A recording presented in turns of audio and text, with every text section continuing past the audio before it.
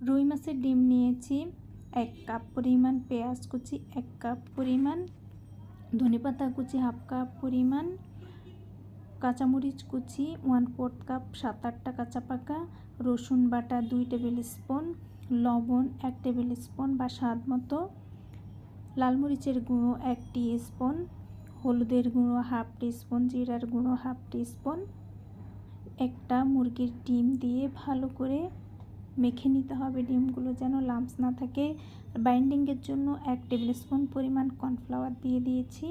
Complete মাখানো, চুলায় কড়াই বসিয়ে দিয়েছি, তেল দিয়ে দিচ্ছি অল্প পরিমাণে, তারপরে কড়াইতে দিয়ে হাত দিয়ে পুরো কড়াই মেলে দিয়ে ঢাকনা দিয়ে দিব লো ফ্লেমে 10 মিনিটের জন্য। 10 মিনিট পরে ঢাকনা উল্টিয়ে বড় একটা ট্রে নিয়ে ফ্রাই প্যানের হ্যান্ডেল সহ এভাবে ফ্রাই প্যান থেকে উল্টিয়ে নিব। তারপর আবার ফ্রাই প্যানে একটু তেল দিয়ে আবার ফ্রাই